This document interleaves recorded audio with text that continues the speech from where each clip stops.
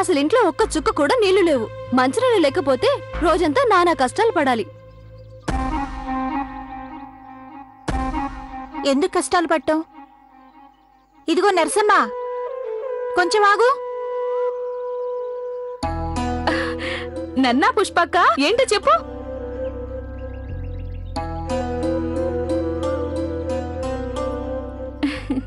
అయ్యో అయ్యో, ఏంటి నువ్వు చేస్తున్న పని? నిన్నే ఎదురుగా నీకు నేను కనిపించడం లేదా?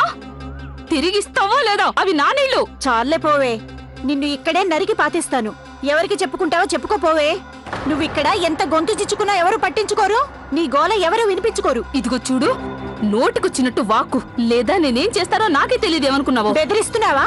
నేను గట్టిగా కేక పెడితే ఊళ్ళో సగం మంది జనం చెప్పులు పట్టుకుని వెంట పడతాయి. ఆపుతావా? లేదంటే ఇక్కడే అడ్డంగా నరికి పారేస్తాను. కాపాడడానికి ఎవరొస్తారో చూస్తాను. నరికేస్తావా? నన్నే నరికేస్తావా? 2 చేతులు విరగొట్టి పంపిస్తాను. నీ జీవితాంతం బతికిన నళ్ళు అవిటి దానివై మూలన పడుంటావు. అలాగా?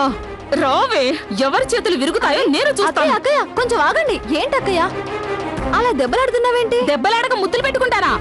నా మంచినీళ్ళు పట్టుకుపోతుంది. దానికి మంచినీళ్ళు కావాలి కదా, అందుకే తీసుకుంది. దానికి ఎంత గొడవ చేయాలా? కావాలంటే తీసుకుంటుందా అంటే ఏంటి? మా ఇంట్లో కూడా మనుషులే ఉన్నారమ్మా, వంటలు కాదు ఉంది. మాకు కూడా నీళ్లతో చాలా అవసరాలున్నాయి. చూడమ్మా, కొంచెం ఓర్చుకో. తను కూడా మనలో ఒకరితి. తను కష్టపడితే చూస్తూ ఊరుకోగలమా? తనేమో మీలో ఒకరితా, మరి నేను కూడా మీలో ఒకదాన్ని కాదా? ఇన్ని సంవత్సరాలుగా మనం అందరం ఈ ఊళ్ళో కలిసిమెలిసి ఉంటున్నాం. ఇప్పుడు హఠాత్తుగా నేను మీలో ఒకదాన్ని కాదా? సరే గాని ఇంటికెళ్ళు.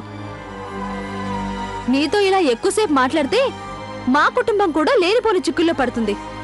పద అక్కయ్య.